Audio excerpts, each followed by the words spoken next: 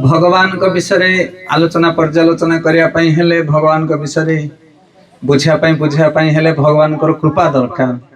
निजर बल योग्यता ज्ञान गारिमारे आमे भगवान को बुझीपर नहीं। भगवत गीतार भगवान कहते मनुष्यानाम सहस्रेषु कश्चित् यतते सिद्धये यततमापि सिद्धानाम कश्चित् मत भीति तत्त्वतो। आपण माने गीता को मानुछन समस्त के नहीं। भगवत गीता हूँ हिंदू धर्मर मौलिक शास्त्र।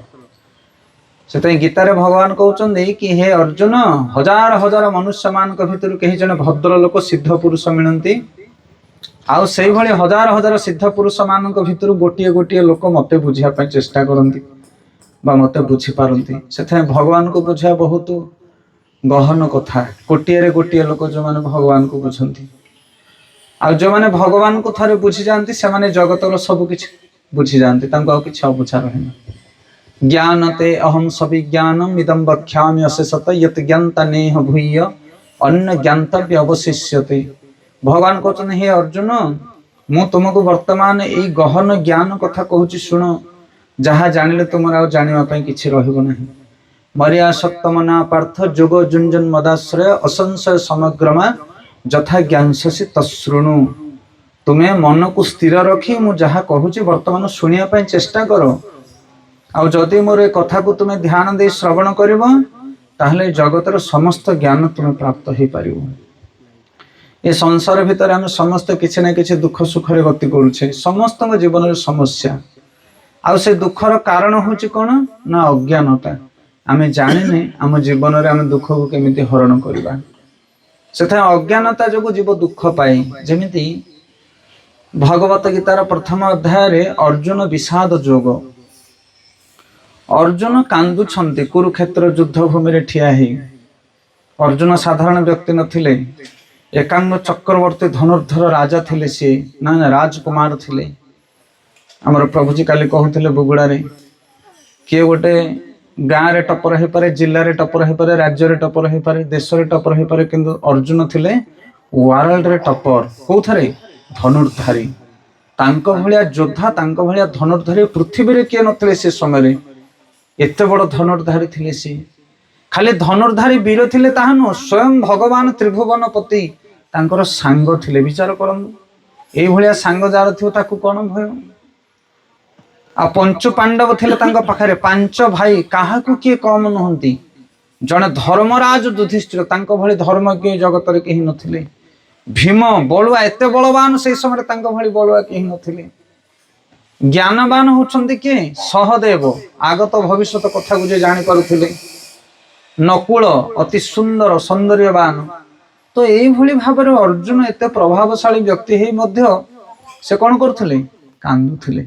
गांडीव को तले थोई देकी रथ उपर ठिया होकर अर्जुन कांदुछन कहउछन मु युद्ध करि परिबे नाही। तो आमे माने कांदुचे कोन बड़ कथा हे गेला।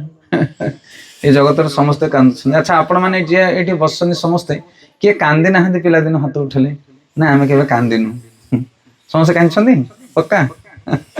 कारण ए जगतटा होची कांदुरा जगत। गीतारे भगवान कहउछन दुखालयम अश्वासतम। ए जगतर समस्त दुखी समस्ते। आमे भावुचे जे साइकिल चलाउछि से होछि गोटे स्कूटी टिके गाड़ी टे किनले मु सुखी जीवी ना नहीं। परिवा केते पेले पेले कि साइकिल नउछि स्कूटी वाला पींग ना पड़ुछि। स्कूटी टे किनले तमे सुखी जीवो। सुखी वाला कोन स्कूटी वाला सुखरे अछि कि तै एमिति जीवन रे कोन गोटे पाई गेले तमे सुखी ही जीवो कोह। ए जगत रे किछि नाही। से तै गीता भागवत को जदि हम जीवन रे पाठ करबा से ज्ञान को जदि हम ग्रहण करबा ताहले हम मनुष्य जीवनटा को हम श्रृंखलित करि परिबा। ज्ञान प्राप्त होबा जो ज्ञान को नहीं आम जीवन में आम सुख समृद्धि प्राप्त हो पारिबा। सेथिपई गीता भागवत पढ़िबा दरकार साधु संग करबा दरकार। जेमिति आपण माने घरे जदि गोटे मोबाइल किणुछंदी किमा टीवी किणुछंदी किमा गोटे कोन भी गोटे इलेक्ट्रिक जिनिस किणुछंदी रेफ्रिजरेटर कूलर एसी जहाँ भी देखिए ता भीतर गोटे छोट बहीटे आसुछि कि ना मोबाइल भीतर गोटे बाहर नहीं सेटा कौन से मानुआल बुक। मानुआल बुक माने निर्देशिका पुस्तक माने मोबाइल टाको केमिति व्यवहार करिवो सेथरे लेखा हेथियो। कोन बुझि पारछो ना नहीं। टीवी हो मोबाइल हो जे कोन सी जिंस किनिले ता देहरे से गाइड बुक अछि ताको केमिति चलेबा हमें। ये देखो ये आम मोबाइल सब आजिकल व्यवहार आम करुचे मोबाइल गोटे चार्जर अच्छी कि नहीं से चार्जर को पिन मारिक के भाव व्यवहार कर जाए गोटे हीरो होंडा गाड़ी आम किणिक आनिमा गाड़ी मानुआल बुक रोचे से केमी चलेब कौन कर गाड़ी रे बाइक जो आम चलाऊे हीरो होंडा बाइक से कौन पड़ुची डीजल ना पेट्रोल पेट्रोल पड़ुची जदि आम से कहवा ना आम किरोसिन पकईकी चलेबा चलो जदि चलो ताहले कौन हम इंजन नष्ट हो कौ जंत्र को केमिति चला जीवो तार गोटे विधि अच्छी से विधि किए लिखी कंपानी लिखी जे तैयारी कर कंपानी सेमती मनीष को किए तैयारी कर भगवान तैयारी कर भगवान गोटे नियम तैयारी कर मनुष्य केमिति चलवा दरकार जदि से नियम टाक आम पालन न करवा ताहले आमको कौन हम दुख आसो असुविधा आसो जमी हीरो होंडा गाड़ी कंपानी लिखी किए 10 वर्ष पर्यंत गाड़ी चलो किसी असुविधा हम 10 वर्ष भितर जहाँ असुविधा हम आम पाखु फेरई दबु फैन दौर फैन वर्षे ग्यारंटी दौर 2 वर्ष ग्यारंटी दौर सेमती भगवान मनुष्य को केते वर्ष ग्यारंटी देइछन्ती 100 वर्ष कली जुगर मनुष्य 100 वर्ष बंचब कि कहीं 50-60 वर्ष सब बुढ़ा हो जाउछन्ती विभिन्न प्रकार बीमार झगड़ा एमती कौन पाई होउची कारण जमिति कंपानी देइछि गाड़ी हीरो होंडा गाड़ी ताकू केमिति चलेबो केमिति सर्विसिंग करिवो केते दिन इंजिन ऑयल चेंज करिवो सब अछि कि नै विधान आ खाली चलौथियो आखि बंद करिवो बोले कोन होबो से गाड़ी आ पेट्रोल जगह डीजल जगह जदि आमे किरोसिन पकाबा ताहले से गाड़ी कोन होबो सेमिति ए मनुष्य को जदि सुंदर भाबरे चलया पय आपण चाहुछन्दी आनंदर सहित चलया पय चाहुछन्दी ताहले गीता भागवत होछि तार मानुआल बुक भगवान गीता भागवत सब लिखिछन्दी मनुष्य कौन खाइबा कथा केमिति बंचिबा कथा केतेबेले सोइबा कथा केतेबेले उठिबा कथा सब जिनस सेथिरे लेखा हेछि आमे जदि मनुष्य जीवन पाई गीता भागवत न पढ़ी मन इच्छा कार्य करवा मन इच्छा खाइबा मन इच्छा सोइबा ताहले आमे बहुत दुख पाइबा कौन बुझी पाले कि नहीं बहुत दुख पाइबा सेइथि जगत समस्त दुखी तो महाभारत गोटे सुंदर श्लोक वर्णना कराई आज ता विषय आम पढ़ा कि प्रकृत में मनुष्य केमिति बंचिबा दरकार अनेक कथा किंतु गोटे छोटिया सूत्र आम कहवा अध घंटे 45 मिनिट कथा करवा लिखाई से आहार निद्रा भय मैथुनंच सामान्य एतद पशुभिर्नराणा धर्म ही एक अधिक विशेष धर्मे न विहीन पशुभिर समान तो से श्लोक रे कहा जायछि ए जगत रे जेते जीव जगत अछनी मनुष्य होछि सबठारु श्रेष्ठ मनुष्य श्रेष्ठ कि नहीं कौन पाए मनुष्य श्रेष्ठ मनुष्य को जो श्रेष्ठ बोले आमे कहछे कौन पाए मनुष्य श्रेष्ठ काहे कि ना से धर्म विषय जाने धर्म माने नियम ज्ञान ताकू जना कि आउ कौन से पशु पक्षी की जना नहीं जोटा आमे टिके पूर्व कहूथिले आउ जेते जगत रे जीव माने अछंती समस्ते चारिटा कर्म करंती आहार निद्रा भय आउ मैथुन एई चारिटा पशु माने करंती मध्य मनुष्य माने मध्य करंती प्रथम जिनस होची आहार आहार माने कोन खाइबा हेले मनुष्य मानक पई खाइबार गोटे नियम अछि पशु पक्षी मानक पई खाइबार मध्य गोटे नियम अछि ना नहीं जा जिनस से खाइबो जेमिते बे हमर गाय पालन करछन गाय का घर अच्छे हाथ उठे माँ मैंने सत कथा कहूँ केते जन घरे गाय अच्छा बास हरि बोल गाय को गोमाता बोली कह जाए जो घरे माँ नहीं से घरे कौन माँ नथिबा घर जमी चलनी सेमती गाय संसार चलीगला पर जगत चलनी अवस्था आसीगला धीरे धीरे आपण मैंने गाँ गहली गाय पालन करतु निहाती गोमातार एते लाभ कहले न सरे जहाँ घरे गोमाता थिबो ता जीवन में बहुत बड़ बड़ विपद से उद्धार पाई गोमाता जो मैंने सेवा करते भगवान कृष्ण तांकर प्रसन्न होती से गोमाता सेवा करने दरकार समस्त करवा दरकार सहर जो मैंने सीना सिटी रोचन से आम कौन कर गोमाता सेवा आराम से करें हाथ छड़ा कर सेवा को करवा दरकार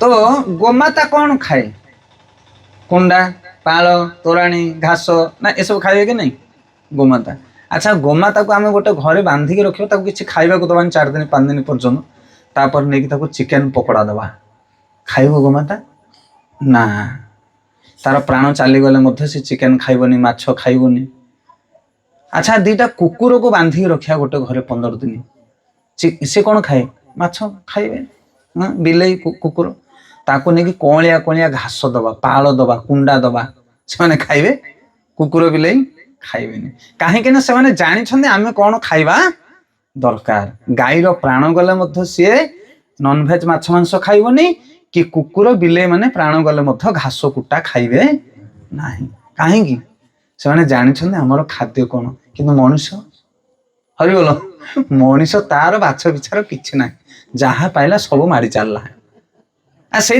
आज आप जाऊना भुवनेश्वर ब्रह्मपुर बड़ बड़ मेडिकल मान जातु कुकुर गाई गोरु मान एत बड़ बड़ मेडिकल ना कि से बड़ बेमार ना कि मनुष्य मान अचिन्हा बेमार धरुची पीड़िया सुपर सार केते प्रकार कौन कौन जिनस पकाउछन किए तैयारी करछे सब मनीष अखाद्य खाऊे फास्ट फूड लास्ट फूड जो खाऊन जाकि मार्केट रे सेटा कौन से जाक खाली विष खाऊन लोके सतना ने कहना कौन भल जिनस आम खाऊे आग काल माँ मैंने सब कुटा बटा जिनस खाते ढिंकी अच्छी नहीं शिलपुआ अच्छी नहीं घोरणा अच्छी नहीं पेषणा अच्छी नहीं सब मेसीन बुलेला आम खाइले हरि बोल ये हूँ कथा किंतु से समय कटा बुटा करके जो खाती केते सुंदर बारीपटी समस्त फसल लगी गाईर गोबर नहीं पकईकी केते तटका जिनस समस्त आमदानी कर खाद्य पूरा बिगिड़ी जाइए पशु पक्षी माने निजर आहार ठीक ठाक कर मनुष्य तार आहार ठीक कर आप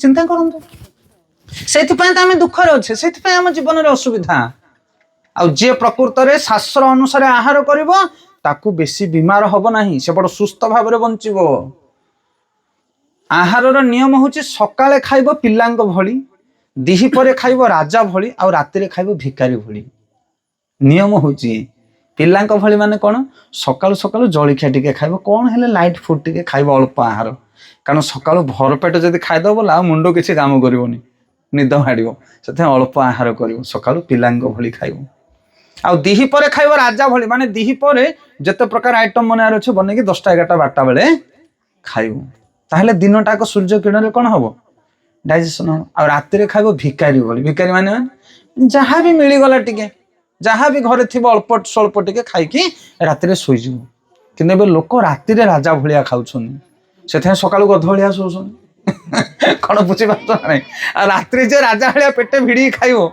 तो सका कौन हम ता अवस्था गध भाया शोब निद भागनी से राति अल्प स्वल्प खाई शोज आ विलम्ब रात्रि खाइबनी एबे सीना इलेक्ट्रिसिटी सब पलि आसला से समय सब डीपी लगे आम चलुलु आप गाँव में थी कि डीपी पाठ पढ़ला बेले सब डीपी गोटे लगे 4 बटे बसार डीपी जिते लगे आम स्कूल आसिले माँ मैंने सब रोसे लगे 4टा बेले रोसे लगे 4टा बेले रोसे लगे माने घंटाटे भितर रोसई 5टा 5:30 भितर रोसे कम्प्लीट गरम गरम थो सब बसिकी दिन थाऊ माने सूर्य किरण लोके खाई पकानी सत ना नहीं राति 3टार निद भांग समस्ते पूरा राति 3टार लोक उठिकी किए बिलू को किए हल को किए पाल को सियाड़े चलिए सब एबे राति 11टा पर्यंत से मोबाइल टीवी इन अनेक बही पेचा भाया 11टा पर्यंत आपर 11टा बेलू खाइबे नाक जाए कौन कौन खाइबे ठिकना ना आ से 6टा 7टा पर्यंत घुंगड़ी मारी शो ना खाइबार ठिकना ना शोइबार ठिकना बीमार हेनी कौन हम तो आहार आपण मैंने कहे कहीं माछ मांस न खाइले तो डॉक्टर मैंने कहते आखि की देखा जीवनी बल कमिज कौन डेंगू हो कौन विभिन्न प्रकार कथा किंतु प्रकृत में माछ मांस मनुष्य खाइबा कथा नुहे शास्त्र प्रमाण में कहूँ ध्यान पूर्वक शुण केमी माछ मांस आम खाइबा कथा नुह देख किए पालन करू न करू से बड़ कथा नुह किंतु आम सतटा जानीदेवा दरकार ना कि यहाँ ठीक यहाँ भूल जानी जदि सतटा बोले सुविधा पड़े आम कर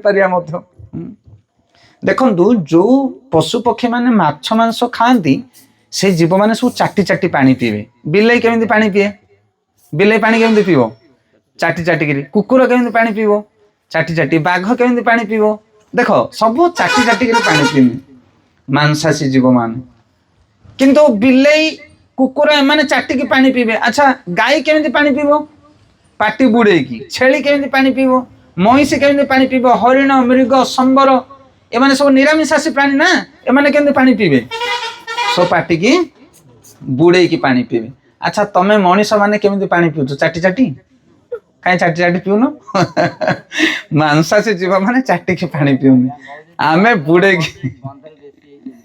आमे बुड़े की माटी पाटी लगे की पानी पिउचे एथरो कौन जना पड़ुचे कि आमे मांसासी नुह। द्वितीय कारण कहूँ देख जो माने मांसासी जीव से दांत सब मुनिया थी कारण मुनिया दांत से मांस को भिड़िकी खाइबे कारण भगवान से तैयारी कर शरीर देछन। मईसी गाई छेली एमानकर दांत हूँ सब फ्लाट नहीं कि पूरा चिकन धाड़ी आमर दांत मुनिया ना फ्लाट आमर दांत सब फ्लाट सीधा द्वितीय कारण।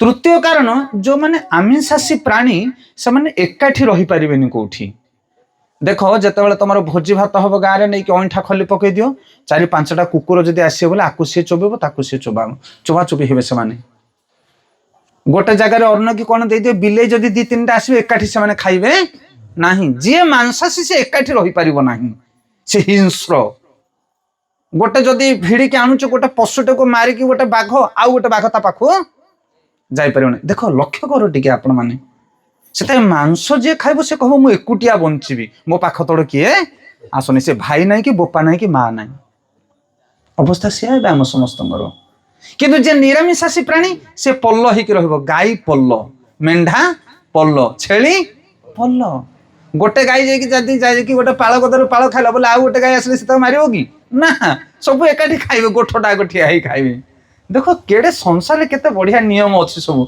कि आम से नियम को बुझुने जानुने ताको त्याग करुचे से कष्ट पाउचे से जो मैंने मांस भक्षण करेंगे से ईर्षापरायण हो अहंकारी अभिमानी हो आज आप देखो दी भाई जदि होते बोले दी दांडी अलग का मुह को का मुह देखा देखी हेबेनि अरे गोटे माँ पेटर जन्म हो परा तमें तो मुह को सी देखिए ना मुँह ना ना मझुर बाड़ पकई दियो देखुना जा घर को जाऊँ खाली भाई भाई नुह एबे बापार गोटे रूम हेले पुअर गोटे रूम झीर गोटे रूम बेडरूम समस्त अलग समस्त पर्सनाल मेंटेन करने चाहते क्या सहित कहार मैच होनी से गोटे गोटे घर थिला अग्नि कोण रोषई हम ऐशान्य कोण ठाकुर रे वायु कोण अलिया रहा नैऋत कोण शोबे सब वास्तु अनुसार गोटे घरे सब हुए होता ना नहीं गोटे गोटे घर चलिक आसुले परिवारटा लाखे चार चार्टा पांच पांचटा छुआ जन्म करते माँ मैंने एबे घर के दीटा पुओ जदि होता बोले दी दांडी घर दरकार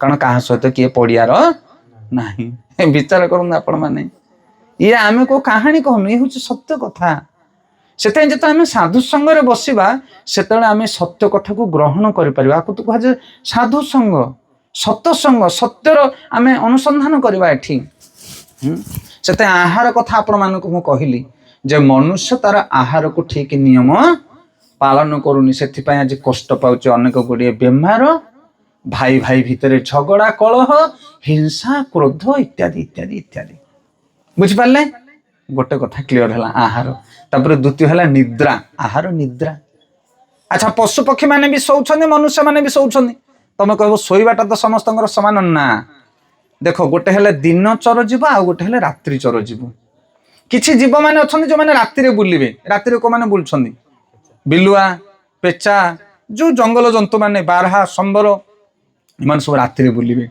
चरिबे आसिकी आ दिन हेले किए गुंफारे किए घर मान सब शोजे अच्छा मनुष्य दिन में बुलिया कथा ना रात्रि बुलिया कथा दिन चर सी राति चर नुह रात्रि चर जे ताको निशाचर कह जाए निशाचर माने असुर बल निशिरे जो माने विचरण करते ताको निशाचर हेले मनुष्य आजिकल कौन कर देख कंपानी कल कारखाना केते कौन बाहर राति राति लोक अनिद्रा होउछन आमे सहर कथा छाड़ ए गाँ गाँव पर राति 11टा 12टा न लोक शोना कौन पे एते विलंब राति 9टा पर आउ कहीं जाग्रत रहा कथा न शोई जाओ ये बाईचांस किए केमती जो मैंने प्रहरी अच्छा जो मैंने दरुआन अच्छा से कथा अलग काँ भाँ किंतु साधारण लोक मैंने घरे नॉर्मल 9टा 10टा हवा मात्र समस्ते शोई जा दरकार किंतु आज मनुष्य कौन करुच्ची दिन राति ताको ठिकाना नहीं राति रे जो मैंने उजागर रहिबे सेमानकर मन बहुत उत्तप्त और चंचल रहिबो आ देह मध्य बीमार रहिबो सेइथिपाई रात्रि उजागर होगा के चेष्टा करनी गोटे राति अनिद्रा होती नाच जात्रा देखले ता परदिन केमती लगुच अनुभव अच्छे ना समस्त गोटे राति जदि अनिद्रा है नाच देखिल 3 दिन शोले तुम आखिर निद जीवनी खाली मड़ी पड़ा भाया लगे सत ना अनुभव अच्छे ना हाँ से निद्रा कुकुर बिलाई मांकड़ गध घुषुरी वन्य जंतु से दिन बेले बुलिबे राति वाला राति बुलिबे ଏଇ ବଳଦ ଗାଈ ଗୋରୁ ମାନେ ଏବେ ସବୁ ଖୋଲା ବୁଲୁଛନ୍ତି, ଦିନଟାକ ବୁଲିବେ ବୁଲିବେ ବୁଲିବେ, ବେଳ ବୁଲିଲା ମାତ୍ରକେ ଆମ୍ବ ଗଛ ହଉ ଲିମ୍ବ ଗଛ ହଉ କୋଉଠି ହେଲେ ସେମାନେ ଶୋଉଛନ୍ତି ନା ନାଇଁ। କିନ୍ତୁ ଆମେ ମନୁଷ୍ୟ ମାନେ ଶୋଇବାରେ ମଧ୍ୟ ନିପୁଣ ଆମ ପାଖରେ ନାହିଁ। ମନ ଇଚ୍ଛା ଯିଏ ଯେତେବେଳେ ସିଏ ସେତେବେଳେ ରାତି ଦିନ ସବୁ ବୁଲୁଛି। ସେଇଥିପାଇଁ ଆମ ଦେହ ଆମ ମନ ସବୁ କଣ ଅଶାନ୍ତ। ହରେ କୃଷ୍ଣ। ଆଉ ଆଜିକାଲି ତ ଦେଖିବ ଯୁଆଡେ ଦେଖିଲା ସବୁ ରାତି 10ଟା 11ଟା ବେଳକୁ ଆମେ ପ୍ରୋଗ୍ରାମ କରୁ ଫେରିଲେ ସବୁ ଗାଁ ଛକ ମାନଙ୍କରେ ସବୁ 16 ବର୍ଷ 15 ବର୍ଷର ଯୁବକ ଯୁବତୀ ମାନେ ସବୁ ବସିକି ଟୁପୁରୁ ଟୁପୁରୁ ଟୁପୁରୁ ଟୁପୁରୁ କରୁଥିବେ ମୋବାଇଲ।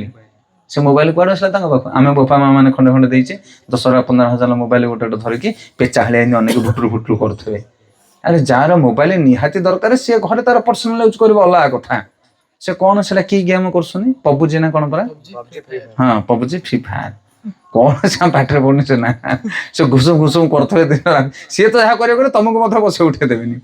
ହଁ ଇଏ ପାଲା ଚାଲିଛି ଆଜିକାଲି। କି ପାଠ ପଢୁଛନ୍ତି କିଏ ଜାଣିନ, ତା ଭିତରେ ମୁଣ୍ଡକୁ ସବୁବେଳେ ପୁରେଇକି ରହୁଛନ୍ତି। ସେ ବଡ ପିଲାଙ୍କ କଥା କଣ ଏଡିକି ଏଡିକି କଷି କଷି ପିଲା ହେଇଥିବେ 3 ବର୍ଷ 4 ବର୍ଷର ପିଲା, ତାଙ୍କୁ ମୋବାଇଲ ନଦେଲେ ସେମାନେ ଖାଉନାହାନ୍ତି। ଆଉ ମୋବାଇଲ ଦେଖିକି ଯୋଉ ଛୁଆ ମାନେ ଖାଇବେ ସେମାନଙ୍କର ଡାଇଜେସନ ଠିକ ହବନି, ସେମାନଙ୍କର ଗତିମତି ଠିକ ହବନି। ଦେଖ ଆମେ ଯେତେବେଳେ କୌଣସି ଜିନିଷକୁ ଭୋଜନ କରୁଛେ ଆମେ ଦେଖୁଛେ ଏଇଟା କଣ, ମା କେମିତି ରୋଷେଇ କରିଛି, ଆମକୁ ଏଟା ଲୁଣିଆ ଏଟା ରାଗ ଏଟା ଭଲ ହେଇଛି, ବୁଝିପାରୁଛ ନା ତା କଥା? ଗୋଟେ ବିଚାର କରୁଛେ ଚିନ୍ତା କରୁଛେ ଭୋଜନକୁ ଗ୍ରହଣ କଲା ବେଳେ। କିନ୍ତୁ ଜଣେ ମୋବାଇଲ ଦେଖିକି ଖାଲି ସେ କଣ ବିଚାର କରିବ? କଣ ବିଚାର କରିବ? କିଛି ବିଚାର ନାହିଁ। ମାଟି ଖାଉଛି କି ବାଲି ଖାଉଛି ଖାଲି ପକେଇକି ପାଟିରେ ଗୋଳେଇକି ଢୋକି ଦେବାର ଅଛି। କିଏ ଖୁଆଉଛି କଣ ଖୁଆଉଛି ଆଉ କିଛି ଠିକଣା ନାହିଁ। ସେତେବେଳେ ଆପଣ ଦେଖିବେ ଛୋଟ ଛୋଟ ପିଲାମାନଙ୍କୁ ମା ମାନେ କାଖରେ ଧରିବେ, ଗୋଟେ ଥାଳି ତାଟିଆରେ ଅନ୍ନ ଟିକେ ତରକାରୀ ଟିକେ ସବୁ ଧରିବେ, ତାକୁ ବାରିଆଡେ ବୁଲେଇ ବୁଲେଇ ବୁଲେଇ ବୁଲେଇ ଗୋଳେଇ ଗୋଳେଇ ଖୁଆଉଥିବେ। ନାହିଁ ନାହିଁ କରୁଥିବ ସିଏ, ହେଇଠି ବଗ ଆସିଲା କାଉ ଆସିଲା ଢିଙ୍କି ଆସିଲା ବଗ ଆସିଲା, ଏଠି କିଣିଦେବି ହେଠି ଧୋବାୟା, କେତେ କଥା କହି କହି ମା ମାନେ ଛୁଆ ମାନଙ୍କୁ ଖୁଆନ୍ତି। ତ ସେଇ ଛୋଟ ପିଲାଟି ସିଏ ଅନୁଭବ କରିଥିବ ମାର ସ୍ନେହ, ମୋ ମା ମତେ ଖୁଆଇଛି। କଣ ବୁଝିପାରୁଛନ୍ତି ମା ମାନେ? ସେଟା ହଉଛି ସମ୍ପର୍କ। ମା ଆଉ ପୁଅ ଭିତରେ ସେଟା ହଉଛି ସମ୍ପର୍କ। କିନ୍ତୁ ଏବେ ଆଉ ସମ୍ପର୍କ ନାହିଁ। ସମ୍ପର୍କ କାହା ସହିତ? ପୁଅର ଟିଭି ସହିତ, ମୋବାଇଲ ସହିତ। ସେଥିପାଇଁ ପିଲାମାନେ ଟିକେ ଟିକେ ବଡ ହେଇଗଲେ ମା ବାପାକୁ ଲାତ ମାରିକି ତାଙ୍କ ବାଟକୁ ତାଙ୍କେ ଫୁଡରୁ। କାରଣ ସ୍ନେହ ନାହିଁ, ମମତା ନାହିଁ, ସମ୍ପର୍କ ନାହିଁ। କୋଉ ମା ବାପା ମାନେ ଆଜିକାଲି ପୁଅ ଝିଅ ମାନଙ୍କୁ ଧରିକି କେତେ ସମୟ ବସୁଛ ଘରେ? ବସୁଛନ୍ତି କିଏ ନା ମା ସହିତ ଝିଅର ଦେଖା ନାହିଁ କି ବାପା ସହିତ ପୁଅର ଦେଖା ନାହିଁ। ଆରେ ପୁଅ ଝିଅ ହଉଛନ୍ତି ଆମର ଅସଲି ସମ୍ପତ୍ତି। ଯଦି ସେମାନଙ୍କୁ ସମୟ ନ ଦଉଛ କାହାକୁ ସମୟ ଦଉଛ? ତମେ ଏତେ ବିଜି ତମ ଜୀବନରେ ହେଇଗଲାଣି। ତମେ ପୁଅ ଝିଅ ମାନେ ସ୍କୁଲ କଲେଜରୁ ଆସିଲେ ଟିକେ ପଚାରୁଛ ଝିଅ କେମିତି ଅଛୁ, ପୁଅ କେମିତି ଅଛୁ, କଣ ପଢା ହେଲା, ଖାଇଲୁ କି ନାହିଁ, ଦେହ ଭଲ ଅଛି କି ନାହିଁ, କେବେ ସାଉଁଳି ଦଉଛ ଦେହକୁ, କେବେ ବସୁଛ ହାତରେ ହାତ ମଡେଇକି, କେବେ କଥାବାର୍ତ୍ତା ହେଇଛ, କୋଳରେ ଜାକି କେବେ ଶୁଆଉଛ ପିଲାମାନଙ୍କୁ? ଆଉ ସେଟା ନାହିଁ। ଅଛି ନା, ସବୁ ଖସିଗଲାଣି ସଂସ୍କୃତି ସଂସ୍କାର। ସେଇଥିପାଇଁ ଆଜି ଯୁବକ ଯୁବତୀ ପିଢି ସବୁ ପଥଭ୍ରଷ୍ଟ। ବାପା ମାଙ୍କର କଥା କେହି ମାନିବାର ନାହିଁ। ଅନେକ ଜାଗାରେ ମୁଁ ଏ କଥା କହେ, ସେତେବେଳେ ଯଦି ଗୋଟେ ଝିଅଟେ ବାହା ହେଇକି ଯିବ ଶାଶୁ ଘରକୁ ବୋଲେ ସେ ଓଳିଏ କାନ୍ଦେ, କାନ୍ଦିବନି ଓଳିଏ? ମାକୁ ଧରିକି କାନ୍ଦିବ, ବାପାକୁ ଧରିକି କାନ୍ଦିବ, ମାମୁ ମାଇକି ଧରିକି କାନ୍ଦିବ, ଦାଦା ଖୁଡିକି ଧରିକି କାନ୍ଦିବ, ଜେଜେମାକୁ ଧରିକି କାନ୍ଦିବ, ସାଙ୍ଗସାଥିକି ଧରିକି କାନ୍ଦିବ। କାନ୍ଦିବ ମାନେ ସିଏ କୋଉ କେସେଡି ପକେଇକି କାନ୍ଦିବନି, ସେ ସମସ୍ତଙ୍କ ନାଁ କହି କହି କାନ୍ଦିବ। ହେଇଠି ମାଉସୀ କି ମାଇଁ ତମ ସହିତ ଏମିତି ଯାଇଥିଲି, ତମ ଘରେ ରହିଥିଲି, ଯାତ୍ରା ଦେଖିବାକୁ ନେଇଥିଲ ମତେ, ବାପା ମତେ ନେଇଥିଲ ମେଡିକାଲ, ମାନେ ସବୁ ଷ୍ଟୋରି ସେ ପୁରା ଗାଇ ଗାଇକିରି କାନ୍ଦେ। କାରଣ ଗୋଟେ ଝିଅଟେ ଶାଶୁଘରକୁ ଗଲାବେଳେ ସେ ସମସ୍ତଙ୍କ ସହିତ ଯୋଉ ତାର ସମ୍ପର୍କକୁ ସେ ଗାଇବ, ଗାଏ ନା ନାହିଁ? ହଁ କି ନାଇଁ ମା ମାନେ? ତମେ ସବୁ ଗାଇ ଗାଇକି ଆସିଛ ନା ନାଇଁ? ଆଉ ଏବେ ଆଜିକାଲି ଯୋଉ ଆମର ଛୁଆ ମାନେ ଯାଉଛନ୍ତି ବାହା ହେଇକି, କିଏ କାନ୍ଦୁଛନ୍ତି କି? ଆଉ କଣ ସେ କାନ୍ଦିବ? କାହା ସହିତ ତ କିଛି ସମ୍ପର୍କ ନାହିଁ, ମୋବାଇଲ ଟିଭି ସ୍କୁଲ ବହି ଖାତା, ଆଉ ତା ଛଡା ତ ତାଙ୍କୁ କିଛି ଜଣା ନାହିଁ। ଆଜିକାଲି ବାହା ହେଇକି ଯୋଉ ଝିଅ ଯାଉଥିବ ତାକୁ ଯଦି ପଚାରିଦବ ମାଉସୀର ଭଉଣୀ କିଏ, ବୋଲେ ସେ ଘଡିଆ ଆଗେ ଚାହିଁବ, ମାଉସୀର ଭଉଣୀ? ଚିନ୍ତା କରିବ ସିଏ, ସେ ସମ୍ପର୍କ କଣ? ତାପରେ ସେ ତୋ ମା ପରା ନା, ମାଉସୀର ଭଉଣୀ ମା ପରା। ସତ ନା ନାଇଁ କହୁନାହାନ୍ତି? ବୁଝିପାରିବେନି ଲୋକ। ଆମର ସେ ଜଣେ ଦାଦା ଜଣେ ହେବେ ଗାଁରେ ଥରେ ଆମକୁ ପଚାରିଲେ, କହିଲେ ହରେ ପିଲେ, ଗୋଟେ ପୁରୁଷ ଲୋକଟେ ଆସୁଛି ରାସ୍ତାରେ ସାଇକେଲରେ, ଆଉ ଗୋଟେ ବୋହୂ ପିଲାଟେ ପୋଖରୀରୁ ଲୁଗାପଟା ଧରିକି ଗାଧେଇକି ଯାଉଛି। ହେଲେ ସେ ବୋହୂ ପିଲାଟା ଏମିତି ବୁଲିକି ଅନେଇଲା, କିଏ ଗୋଟେ ନୂଆ ବୁଢାଟେ ଆମ ଗାଁକୁ ଆସୁଛି ବୋଲି। ସେ ବୁଢା କହୁଛି, ଆଲୋ ଝିଅ ବୁଲି ଅନଉଛୁ କାହାକୁ? ମୋ ଶ୍ୱଶୁର ବାହା ହେଇଛି ତୋ ଶ୍ୱଶୁରର ମାଆକୁ। କଣ ବୁଝିପାରିଲ କି ନାଇଁ? ମନେ ପଡିଲା ଏଠି ମା ମାନେ, ଢେଗଟା ମନେ ରଖ, ଆଉ ଥରେ ଆସିଲେ କହିବ। କହୁଛନ୍ତି ଆଲୋ ଝିଅ ବୁଲି ଅନଉଛୁ କାହାକୁ? मो ससुर बाहाई तो ससुर माँ को कहबार ये सेठू बोहूटा पलि आसला गाधेकी आसी सेठू ता शाशु कहला कहला आए बोऊ ना कौन ना गोटे बुढ़ाटे किए आसूला आ मु बुलिकी अनारू मत कहला मो ससुर बाहाई तो ससुर माँ को सी कौन हवा आमर हेले शाशु बहु तांकर सेठू हिसाब बसी कले अरे सी आ ताल पड़लानी तांकर इयाडू सी बोलू थे सियाडू ये बोलू थे यही कथबार्ता दी जन जाक शाशु बहु हवा समय से कुणिया जनक घरे आसिकी हरिगल पहुँचले तापर शाशु कहे आलो ये पड़ा तो पीसा कौन बुझीपार कि नहीं ये पीसा ससुर कौन बुझीपार तो हेले प्रश्न है उत्तर मध्य कहीदेली कहीं से मुंड बिंधा हम तुम हेले पीसा ससुर को देखला किए ना पुतुरा बोहू पीसा ससुर आजिकल यही हिसाब जब कॉलेज पढ़ा पिला पचार से कहे यही पाठ आम मुंडे पशब से ओडिशा रे आपण देखिए पुराणा कालिया लोक मैंने जब बस रे किए जाउथिबो बोले पचार माँ कौ गाँ तुम ना आमर हेडी सेपटे ना काहर तुम ना आम जेजापा ना ससुर ना तो ससुर ना या तुम हर किलो विषय हर कि मौलिक हर कि पल्लई हर ना हाँ सी से 2 मिनिट 4 मिनिट बस कथबार्ता हो गोटे संपर्क सी काढ़ दे सत ना नहीं कहना अल्प समय भितर 10 मिनिट भितर तुम गोटे बंधु बांधव से काढ़ी थोथे मिछ नुह सतरे से गोटे चाख चोख करके काढ़ देवे एबे आजिकल पिले भाईर भाई होते मत चिन्हे ना चिन्ह पारे ना कहीं कारण संपर्क सब दूषित हो गला क्या सहित कहार संपर्क ना बिगड़ा हुए समाज से दुखरे अच्छे से गोटे सम्मान थाए गोटे गाँ गोटे अपरिचित गाँ गाँटे लोकटे गले कहीं हतादर करें किए गोटे लोक सम्मान सहित आदर बरण करेंगे आजिकल से सब ना पशु समाज हो गला कि समाज पशु समाज आम ठारू मनुष्य ठारू पशु माने श्रेष्ठ हेले से घर परिवार बंधु बांधव कुणिया मैत्र समस्त सहित भल संपर्क रख हाँ समस्त सहित संपर्क आम हूँ सामाजिक प्राणी आम हूँ दलगत प्राणी आम पशु नुह आम हिंस्र नुह हाँ समस्त सहित सुसंपर्क रखी बंचा दरकार तो कौ विषय मुझे कहते निद्रा आहार निद्रा तापर भय आ मैथुन भय माने आत्मरक्षा पशु पक्षी माने निज निजर घर खंडे खंडे करिसेंती से माने खुशी रोचन आमे माने भी घर करिछि देखो कष्ट लागिबो टिके किंतु सत्य कथा ये सब जिंस आको आमे सुनिले आम जीवन रे आमे कोन करिया पवित्रीकरण आमे हवा बुझि परछ कि नै कहा कथा लोके धांतु कोडे धाउसन धांतु किंतु आमे स्थिर भाव में बंचिबा जो माने शास्त्र अध्ययन करिवे साधु संग करिवे से माने लोकन कथारे भासी जिवेनी निज जीवन में केमिति आमे पवित्रता आमे भाई बंधु घर संसार है आमे केमिति सुख रहबा से कथा आमे चिंता करिबा साधु माने जो माने विज्ञ आहार निद्रा भय भय माने आत्मरक्षा ए विषय प्रभुपाद कहंती जदि गोटे बस्ता चाउल नहीं कि रास्ता रे थोई दबो रास्ता रे ताहले जदि कुकुर आसीबो से दीपुला खाई देकी पळबो बिलेई आसीबो पारा आसीबो बणी आसीबो जे जार आसीबो चाउल गंडे गंडे खाई पेट पुरी गले पळेबे कि जदि गोटे मनीष आसीबो कोन करिवो पूरा चुट्टी बांधिकी हरिबोल साइकेल बचर थो कहला आउ का भाग बांटिया दरकार नहीं जहाँ पड़ला सबू मोर से जदि माँ घरे पिठा तैयारी करिछि 5टा पुओ तार 10टा पिठा सी तैयारी करिछि तमे जदि सेथुरु 4टा अधिक खाइदेल ताहले कोन पड़िबो अन्य मानक अभाव पड़िबो ना नहीं आज जगत रे अभावर कारण होछि एया आमको जेतिक दरकार ताठो अधिक आमे ग्रहण करूछि आमे जेतिकीर लोक सेतिकीरे बंचिबा दरकार ताहले तमर केबे अभाव रहिबोनी ये बहुत बड़ मुद्दा छोटिया जिंस नहीं ये पुओ जदि मासको रोजगार करुछि 20,000 टंका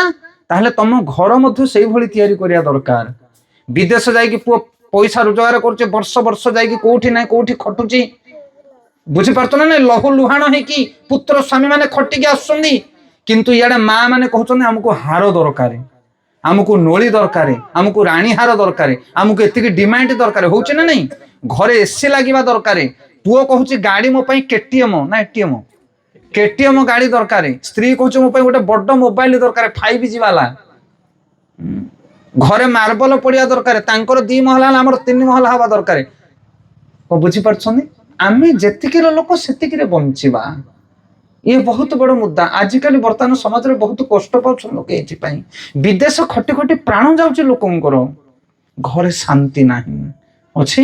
ଯୋଉ ଘରେ ପୁରୁଷ ନ ରହିଲା ସେଇ ଘରଟା କଣ ସଂସାନ ଭଳିଆ ଲାଗିବ। ପୁରୁଷ ଲୋକ ନ ରହିଲେ ସ୍ତ୍ରୀ ଲୋକମାନେ ବୁଲିବେ ଆଉ ଚାରିଆଡେ, ଆଉ ହାଟ ବଜାର ବ୍ୟାଙ୍କ ଇତ୍ୟାଦି ଇତ୍ୟାଦି ଚାରିଆଡେ ବୁଲିବେ। ଆଉ ସ୍ତ୍ରୀ ହଉଛି ଘରର ଲକ୍ଷ୍ମୀ, ସେ ଘର ଛାଡି କୁଆଡେ ଯିବନି, ତା ମୁଣ୍ଡରୁ ଓଢଣା ବାହାରିବନି। ଯାହା ଦରକାର ପୁରୁଷ ସେ କାମ କରିବ। ଆଜି ପୁରୁଷ କାହିଁ ଘରେ ନାହିଁ? କାରଣ ଆମର ଆବଶ୍ୟକ ବଢି ଯାଇଛି, ଆମକୁ କୋଟିଏ ଟଙ୍କା ଦରକାର। ଗୋଟେ ଲୋକ ଯଦି ମାସକୁ 20,000 ରୋଜଗାର କରିବ ବୋଲେ ମଧ୍ୟ ସେ ବଞ୍ଚି ପାରିବ, ପରିବାର ଚଳେଇ ପାରିବ। ଆଉ 20 ଲକ୍ଷ କମେଇଲେ ମଧ୍ୟ ପରିବାର ଚଳିବ। ପ୍ୟାଣ୍ଟ ସାର୍ଟ ହଲଟେ ଯଦି କିଣିବ ବୋଲେ 5,000 ଭିତରେ ହବ, 500 ଟଙ୍କା ଭିତରେ ମଧ୍ୟ ହବ। ଘର ଯଦି 4 ବଖରା ତିଆରି କରିବା 5 ଲକ୍ଷ ଭିତରେ ବି ହବ, 50 ଲକ୍ଷ ଭିତରେ ବି ହବ। ସେଥିପାଇଁ ଆମେ ଚାଉଳକୁ ଦେଖି ପାଣି ଦବା, ସେଇ ଜିନିଷଟା ଆମର ନାହିଁ ଆଜିକାଲି। 5 ଲକ୍ଷ ଟଙ୍କା ଯଦି ଘରେ ଅଛି ବୋଲେ 10 ଲକ୍ଷ ଟଙ୍କାରେ ଗୋଟେ ଘର କରିବା, ଆଉ 5 ଲକ୍ଷ ବାକି, ଆଉ ବାକି ହେଲେ ତ ସେଠୁ କୁକୁର ଭଳିଆ ଧାଇଁ ଆଉ କଣ। ଆଜ୍ଞା 5 ଲକ୍ଷ ଅଛି 4 ଲକ୍ଷ ଟଙ୍କାରେ ଘର କରୁନ, ନା ନା ତାଙ୍କ ଘର ସେମିତି ହେଇଛି। ସେଥିପାଇଁ ପଶୁ ପକ୍ଷୀ ମାନେ ମଧ୍ୟ ବଞ୍ଚିବାର ଶୈଳୀ ଶିଖିଛନ୍ତି, କିନ୍ତୁ ଆମେ ମାନେ ମନୁଷ୍ୟ ହିଁ ବଞ୍ଚିବାର ଶୈଳୀ ଶିଖିନେ। ସବୁବେଳେ ଆମ ଜୀବନରେ ଅସନ୍ତୁଷ୍ଟ, ସବୁବେଳେ ଆମ ଜୀବନରେ ଅସନ୍ତୁଷ୍ଟ। କେବେ ଆମ ପେଟ ପୁରିଲାଣି? ସବୁବେଳେ ଭିକାରୀ, ଯେତେବେଳେ ଦେଖିଲା ସବୁ ଅଭାବ ଅଭାବ ଅଭାବ। ଆଉ ତମ ଜୀବନରେ ଅଭାବ, ତମେ କାହାକୁ ହେଲ୍ପ କରିବ କଣ? ଗୋଟେ ଭିକାରୀ ଲୋକ ଥିଲା, ସେ ଗୋଟେ ଜ୍ୟୋତିଷ ପାଖକୁ ଗଲା।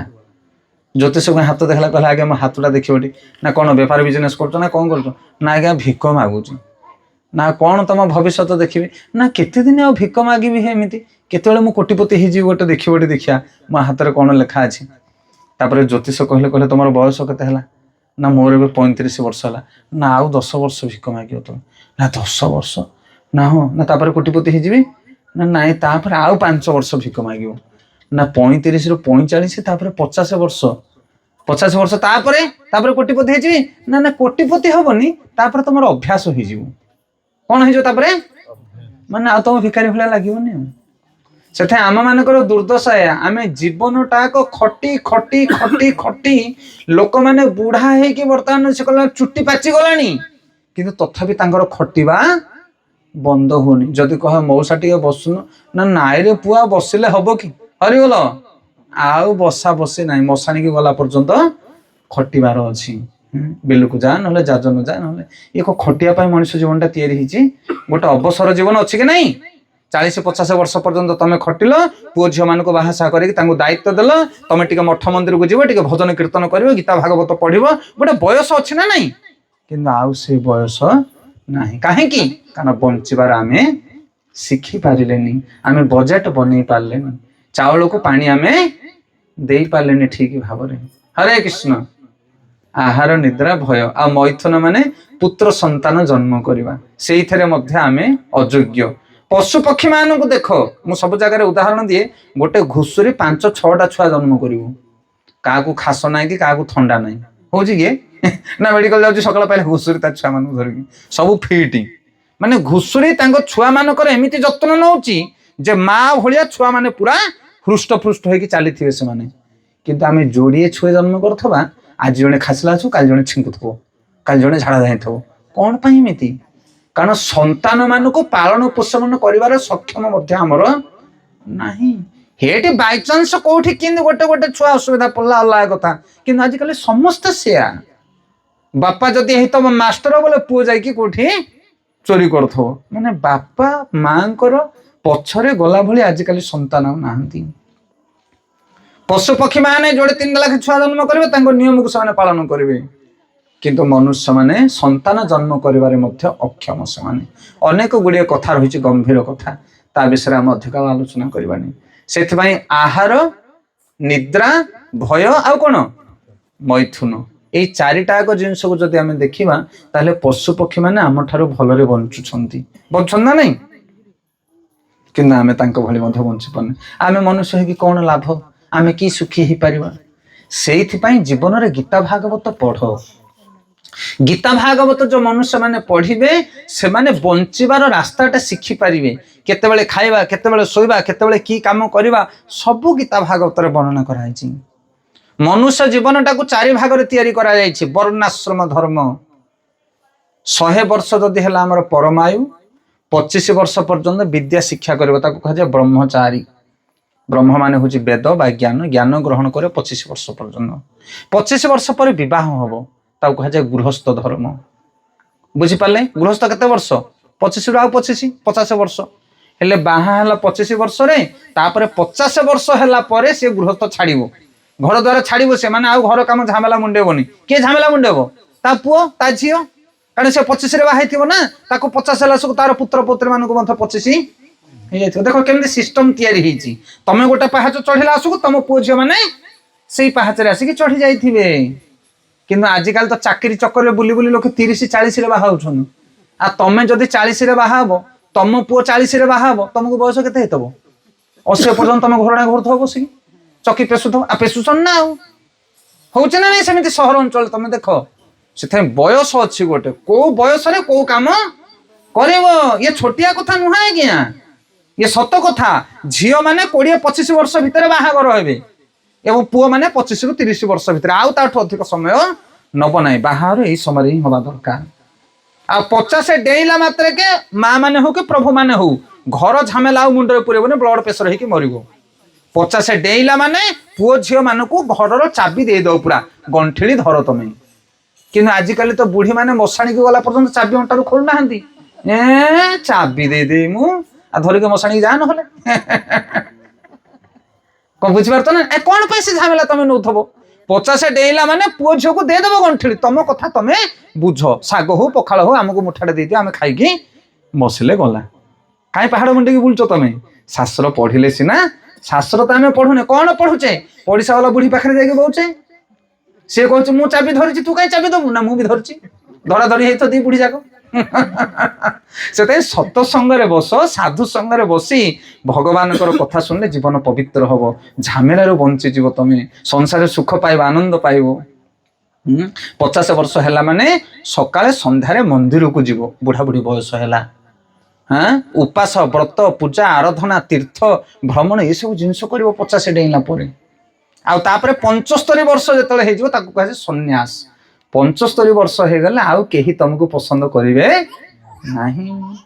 ବୁଢା ଯଦି ବେମାର ହେଇକି ପଡୁଥାଉ 75 ବର୍ଷ 80 ବର୍ଷରେ, ବୁଢୀ ଯାଇକି ମୁଣ୍ଡିଆ ମାରୁଥିବ, ହେ ପ୍ରଭୁ ଏଇ ବୁଢାଟାକୁ ଆରପଟିକି ନେଇଯାଉ। ସମସ୍ତେ ଘରେ ହଇରାଣ ହଉଛନ୍ତି। ସତ ନା ନାଇଁ ମା ମାନେ? ସତ କଥା କୁହ। ଏବେ ତୁଳସୀ ମୂଳରେ ପାଣି ଦେଲା ବେଳେ ଶଙ୍ଖାକୁ ମୁଣ୍ଡିଆ ମାରୁଛୁ 7 ଥର। କଣ ପାଇଁ ଶଙ୍ଖାକୁ ମୁଣ୍ଡିଆ ମାରୁଛୁ? ନା ଅହିଶୁ ଲକ୍ଷଣୀ ହେବି, ମୋ ଚୁଡ଼ିକି ବଜ୍ର କରିଥାଅ, ମାନେ ମୋ ସ୍ୱାମୀ ନ ମରୁ। କିନ୍ତୁ 80 ବର୍ଷ ହେଲେ ସେଇ ସ୍ୱାମୀ ପାଇଁ ମୁଣ୍ଡିଆ ମାରିବ, ଏ ସ୍ୱାମୀ କେମିତି ଚାଲିଯାଆନ୍ତା, ଭଲ ହୁଅନ୍ତା, ସମସ୍ତେ ହଇରାଣ ହେଇକି ମରିଗଲେଣି। ସତ ନା ନାଇଁ? ସତ ନା ନାଇଁ କୁହନ୍ତୁ? ଘରେ କେହି ପସନ୍ଦ କରିବେନି। କେତେ ବର୍ଷ ହେଇଗଲେ? 75 ବର୍ଷ। ତାକୁ କୁହାଯାଏ ସନ୍ନ୍ୟାସ ସମୟ। ହେଲେ ସେଇ ସମୟରେ ଜଣେ କେବଳ ତମ ଗୁହାରି ଶୁଣିବ, ସେ ହଉଛନ୍ତି ଜଗନ୍ନାଥ ମହାପ୍ରଭୁ। ସେଥିପାଇଁ 50 ବର୍ଷ ଡେଇଁଲା ପରେ ଯଦି ମଠ ମନ୍ଦିରକୁ ଯାଇଥିବ, ଗୀତା ଭାଗବତ ପଢିଥିବ, ଦିଅଁ ଦେବତା କଥା ଜାଣିଥିବ, କାନରେ ମୁନରେ ଟିକେ ଜ୍ଞାନ ପୁରେଇଥିବ, ତାହେଲେ 75 ବର୍ଷରେ ତମକୁ ପୁଅ ବୋହୁ ନ ପଚାରିଲେ ମଧ୍ୟ ତମ ହୃଦୟରେ ଆଉ ଦୁଃଖ ଆସିବ ନାହିଁ। କିନ୍ତୁ ଆଜି 75-80 ବର୍ଷର ବୁଢା ବୁଢୀ ମାନେ ମଧ୍ୟ କହୁଛନ୍ତି, ପୁଅରେ ଟିକେ ଚେକା ଟିକେ ଆଣୁନୁ, ଖାଇଦିଅନ୍ତି, ମରନ୍ତି ହେଲେ ମଲା ଆସିନି। ହଁ ନା ନାଇଁ? ଝିଅ ଆସିଲେ କହୁଛି ନା ମୋ ମା କୁ ମାଛ ଟିକେ ଦେବି, ଖାଇବ। ଖାଇକି କଣ ବିଲେଇ ହବ ଆର ଜନ୍ମରେ ମା ତୋର? ଏଇ ଜନ୍ମରେ ମଲା ବୟସରେ ଯୋଉ ତାକୁ ମାଛ ଦଉଛୁ, ସେ ମରିକି କଣ ହବ? ବିଲେଇ ଜନ୍ମ ପାଇବ ଆର ଜନ୍ମକୁ। ଅନ୍ତକାଳେ ଭଗବାନଙ୍କୁ ସ୍ମୃତି କରିକି ମଲେ ଜଗତର ଉଦ୍ଧାର ହବ। ଜଞ୍ଜମ ବାପି ସ୍ମରଣ ଭାବ ତେଜନ୍ତେ ଅନ୍ତେ କଲେ ଭୋର। ଅନ୍ତ ସମୟରେ ଯାହା ଆମେ ସ୍ମରଣ କରିବା, ଯାହା ଚିନ୍ତା କରିବା, ଏ ଜୀବ ଗଲା ପରେ ସେଇ ଭାବକୁ ପ୍ରାପ୍ତ ହବ। ସେଇଥିପାଇଁ ବୃଦ୍ଧ ଅବସ୍ଥାରେ ଭଗବାନଙ୍କୁ ସ୍ମରଣ କରିବା, ଭଗବାନଙ୍କୁ ଚିନ୍ତା କରିବା, ସନ୍ନ୍ୟାସୀ ଜୀବନ ସେଇଟା। ମଣିଷ ଜୀବନକୁ 4 ଭାଗରେ ବିଭକ୍ତ କରାହେଇଛି, କିନ୍ତୁ ଆମେ ସେ ଭାଗକୁ ମାନୁନେ। ଆଉ ମାନୁଛେ କି? 25 ବର୍ଷ 30 ବର୍ଷ ଭିତରେ ବିବାହ କରିବ, 50-51 ହେଲେ ଘର ଝାମେଲାକୁ ପରିତ୍ୟାଗ କରିବ, 75 ବର୍ଷ ହେଲେ କଣ କରିବ? ଭଗବାନଙ୍କ ଉପରେ ନିଜର ଚିତ୍ତ ମତିକି ରଖିବ। କିଏ ଖାଇବାକୁ ଦେଲେ ଦଉନୁ, କିଏ ଗାଳି କରନ୍ତୁ, କିଏ ନିନ୍ଦା କରନ୍ତୁ, ଆଉ କାହା କଥା କାନରେ ପୁରେଇବ ନାହିଁ। ସନ୍ନ୍ୟାସ ଜୀବନ ତାକୁ କୁହାଯାଏ। ଏସବୁ ସୂତ୍ର କିଏ କହିବ ଆମକୁ ଆଜ୍ଞା? ସ୍କୁଲ କଲେଜରେ କଣ ପାଠ ପଢା ହଉଛି? ନାହିଁ। ସେଥିପାଇଁ ମନୁଷ୍ୟ ଜୀବନରେ ଆଜି ଅଶାନ୍ତି। ବୁଢା ବୁଢୀ ମାନେ ଘରେ ସବୁ ଛଟପଟ ହଉଛନ୍ତି। ଯୁବକ ଯୁବତୀ ମାନେ, ଗୃହସ୍ଥ ମାନେ, କାହା ଜୀବନରେ ସୁଖ ନାହିଁ। କାହିଁକି? କାରଣ ଆମେ ଜାଣିନେ ଆମ କର୍ମଟା କଣ, ଆମେ କେତେବେଳେ କଣ କରିବା କଥା ଆମେ ଶିଖିନେ, ସେଇଥିପାଇଁ ଛଟପଟ ହଉଛେ। ଆଉ ଯିଏ ସୂତ୍ର ଥରେ ଶିଖିଗଲା, ହରିଗଲ, ସେ ଆନନ୍ଦରେ ବସିବ। हाँ टिकट धरी गाड़ी आराम से बस घुंगुड़ी मार शोब कारण टिकट धरती आज टिकट न काटि खाली छन छन लगुथ किए जदि धला पैंट सार्ट हल्दी पिंधि पड़े टीटी पड़िया कि जी भी आसो खाली चाऊ कि लगुथ ट्रेन रहा मैंने एपटी सेपटी अनुथव कारण टिकट काटे नंबर तुम से जे गीता भागवत पढ़ी भगवान को स्मरण करी जीवन में ठीक ठीक मार्ग जाऊ तार भय आ जीवन में नथिबो भज हुरे मन श्रीनंद नंदन अभय चरणार बिंदरे भगवान को स्मरण कले जीवन में भय रही से आम छाड़ देकी पलि आसिले कोठी आहार निद्रा भय मैथुन यही चारिटा जिनस समस्ते करुछन पशु पक्षी मनुष्य समस्ते किंतु धर्म ही एक अधिक विशेष गोटे जिनस पालन करि पारंती नहीं गध घुसुरी कुकुर बिलेई कोटा धर्म सेटा मनुष्य पालन करि पारिबो। अच्छा आपण माने कहले धर्म माने कौन कौन धर्म बोले कौन धर्म कथा कहले लोके किए केते कथा कहबे ठीक ना नहीं किंतु राइट आंसर कौन धर्म माने कौन आपण मानु गोटे हमर आधुनिक भाषा रे बुझेबा विज्ञान रे आमे पाठ पढिचे पानी रो धर्म होची निम्नगामी हो कि नहीं सिक्स्थ अग्नि रो धर्म ऊर्ध्वगामी उत्ताप प्रदानकारी पानी टिके ढाली दो माने देखियो से गड़ी गड़ी तळକୁ ଯିବ आपण जोठी भी पानी ढालिबे जुआडे गड़ी आनी थियो से गड़ी की पळेबो काहे की कारण ता धर्म होची से पानी रो धर्म होची गड़ी पळेबो अग्नि निया लगेला मात्रे से ऊपर को सबले चलिबो चलछ ना ऊपर को जेमिति पानी रो धर्म होची तळକୁ गड़ी जिबा अग्नि रो धर्म होची ऊपर को उठिबा से मनुष्य रो धर्म कोन पानी के तळु निम्नगामी रु कहीं हटै पारिबे नहीं आ ठंडा प्रदान करी पानी सबले ठंडा आपण कहबे ठंडा आमे जदि हीटर रे बसी गरम कर दवा 2 घंटा गरम कर पानी को 10 मिनिट छाड़ी दियो से संग संग ठंडा हो जिवो कारण तार स्वभाव तार धर्म होची ठंडा को बुझी पारतो ना नहीं कहा कथा सेमती पानी को मोटर लगे कि जत्ते ऊपर को उठाओ जो उठाओ 5 महला उठाओ जिंद स्विच बंद करो सेमती तळକୁ आसीबो काहे की कारण ता धर्म होची तळକୁ जिबा ताको पेलिले मध्ये से ऊपर को जीवो नहीं से मनुष्य धर्म कौन कह कह मनुष्य धर्म कौन ताको ता ठारू अलगा करा जाई परिबो नाही मनुष्य धर्म हैला सेवा करबा सब मनुष्य माने सब बेले सेवा करंती कहार ना कहार किए पिता मातांगर सेवा करूची किए गाय गोरु सेवा करूची किए निज शरीर सेवा करूची सकाळ पाले सुन पाउडर माखी होउची किए गाय गोरु मेंढा छेली सेवा न कले मथो कुकुर जोड़े पोसिकी तार सेवा करूची किए बिल बाड़ी की जाऊची सकाळ पाइले हाथ गोड़ हमरो चालुची खुरखुर हेगी चालुची ना नहीं किए बसिकी रहउची मते कहलो किए कहजे ना मु किछि करूनी खाई दे के धीरे बसी धीरे किए बसी पारिबो नाही नहले जाकी चास बाड़े बसिना 4 घंटा बसी पारिबेनी किए जगत रे किए बसी मते कहलो देखिया किए बसी किए जगत रे किए बसिबनी मनुष्यर धर्म हैला सेवा करबा कारण आमे होचे सेवक किंतु आमे कोन भाबुचे आमे मालिक होई जबु आ मालिक हवा को भाबिबा जोग आमे दुख पाउचे सेवकर काम सेवक करूनी ठीक भाबरे एला आमे होचे सेवक कारण कार तमे सेवा करिवो गोटे लोकटे गोटे कुकुरटे को धरिकी जाउची रास्ता रे ताको पछरे आगे कुकुरटा कार नाडा मो कुकुर ए कुकुरर मालिक किए मु मालिक तमे मालिक अरे बोलो आ कुकुरर मालिक तमे की एले कुकुर को खाया पई के दउची मालिक दउची कुकुर को झाड़ा बसई किए नउची मालिक नउची कुकुर को बीमार हले ताको मेडिसिन किए दउची मालिक दउची कुकुर मरि गले ताको नेकी बाहर पकोची किए हेले मालिक किए कुकुर की आए तार तो सेवा तमे कलो सी तुम सेवा कौन करुच्ची ताको गाड़ी रे बसैल ताको खटरे बसैल ताको खाया को पिया को देल ताको पोछिल चिकन कल गाधेल साबुन लगेल तमे ता सेवा कर सी तुम कौन सेवा कर ना राति रे मते जगुची हाँ जगुथब हुईसिली मारुथब तुमको पिंडारे सला हुए कुकुर बुला कुकुर माने पर राति सारा भोग होइकी बुलुछंती से कौनटा भूकी तुम कौनटा जगी दउची से जगत रे आमे समस्तंगर सेवा करूचे मनुष्य मरिबा पर्यंत सेवा करिवो ए जगत रे समस्तंगर आमे ग्यारंटी लिखि दउछु हां कि नहीं सकाळ पाइले राति पर्यंत केते खटुचे मनुष्य के न खटुची कारण आमे बंची जे जन्म हिचे खटिया पाई समस्ते काहार ना काहार गध भलिया सेवा करवा किंतु एते खटी खटी एते परिश्रम करी करी ना तम पिला छुआ माने खुशी ना स्त्री खुशी ना बापा माँ खुशी ना किए खुशी केही खुशी नहांती କାହିଁକି ଖୁସି ନାହାନ୍ତି? କାରଣ ଏମାନଙ୍କର ସେବା କରିବା ପାଇଁ ମନୁଷ୍ୟ ଜନ୍ମ ତିଆରି ହେଇନି। ମନୁଷ୍ୟ ତିଆରି ହେଇଛି ଭଗବାନଙ୍କର ସେବା କରିବା ପାଇଁ। ତାକୁ କୁହାଯାଏ ଧର୍ମ। କଣ କୁହାଯାଏ ତାକୁ? ଧର୍ମ। ତମେ କଣ ସେବା କରିବ? ଗୋଟେ ଗାଈ ତା ବାଛୁରୀକି ମଧ୍ୟ ସେବା କରୁଛି, ଆଉ ତମେ ମା ହେଇକି ତମ ଛୁଆଟାକୁ ପୋଷିଦେଲେ ତମର ସେଇଟା ହେଇଗଲା ଧର୍ମ? এই ଜଗତରେ ସମସ୍ତେ ସବୁ ପ୍ରକାର କାର୍ଯ୍ୟ କରୁଛନ୍ତି, କିନ୍ତୁ ଯୋଉ ମନୁଷ୍ୟ ଭଗବାନଙ୍କର ସେବା କରେ ତାକୁ କୁହାଯାଏ ଧର୍ମ। ସିଏ ଆନନ୍ଦରେ ରହିବ। ଯେମିତି ଗୋଟେ ଗଛ ମୂଳରେ ପାଣି ଦେଲେ ଡାଳ ପତ୍ର ସବୁ କିଛି ପ୍ରଫୁଲ୍ଲିତ ହୁଏ, ସେମିତି ଭଗବାନ ହଉଛନ୍ତି ଜଗତର ମୂଳ।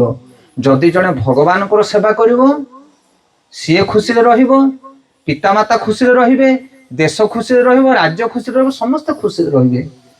ଆଉ ଯଦି ତମେ ଭଗବାନଙ୍କୁ ଛାଡ଼ି ଦେଇ ଡାଳ ପତ୍ରରେ ପାଣି ଦବ, ସ୍ତ୍ରୀ ପାଇଁ ଯେତେ ଜିନିଷ କିଣୁଛ କଣ ସ୍ତ୍ରୀ ଖୁସି ହବନି? ବାପା ମାଙ୍କ ପାଇଁ ଯେତେ ପରିଶ୍ରମ କରିକି ଧନ ଦିଅ ବାପା ମା ଖୁସି ହେବେନି? ଗାଁ ପାଇଁ ଖଟି ଖଟି ମରିଗଲେ ମଧ୍ୟ ଗାଁ ତମର ମୂର୍ତ୍ତି ତିଆରି କରିକି ପୂଜା କରିବେନି। ସତ ନା ନାଇଁ କୁହ? এই ଜଗତରେ ତମେ ଖଟି ଖଟି ମରିଗଲେ ମଧ୍ୟ ନା ତମେ ଖୁସି ପାଇବ ନା ଜଗତରେ ତମ ପାଇଁ କିଏ ଖୁସି ପାଇବେ। କାରଣ ଏଇଟା ଜୀବର ଧର୍ମ ନୁହେଁ। କରିବା ଆମ କର୍ତ୍ତବ୍ୟ କରିବା, କିନ୍ତୁ ଜୀବର ଧର୍ମ ହଉଛି ଭଗବାନଙ୍କର ସେବା କରିବା। ଯଦି ମନୁଷ୍ୟ ଭଗବାନଙ୍କର ସେବା କରିବ ତାହେଲେ ସେ ପରମ ଆନନ୍ଦରେ ରହିବ। ପଞ୍ଚ ପାଣ୍ଡବ ଭଗବାନଙ୍କର ସେବା କରୁଥିଲେ, କିନ୍ତୁ ଦୁର୍ଯ୍ୟୋଧନ ଆଦି ଭାଇମାନେ ଭଗବାନଙ୍କ ସେବା କରୁନଥିଲେ। ସେଥିପାଇଁ ସବଂଶେ ନାଶ ହେଲେ ସେମାନେ। କିନ୍ତୁ ପାଣ୍ଡବମାନଙ୍କ ଜୀବନରେ ଏତେ ଦୁଃଖ ଆସିଲା ତଥାପି ସେମାନେ ବିଜୟ ହାସଲ କଲେ। ପ୍ରଥମରୁ ମୁଁ କହିଥିଲି ଜଗତକୁ ଯିଏ ଆସିବ ସେ କାନ୍ଦିବ। ଏ ଜଗତ ହଉଛି ଦୁଃଖର ସଂସାର, କିନ୍ତୁ ଗୋଡଟାକୁ ଧର ଭଗବାନଙ୍କର, ତମେ ଉଦ୍ଧାର ପାଇଯିବ ଦୁଃଖ ସଂସାରରେ।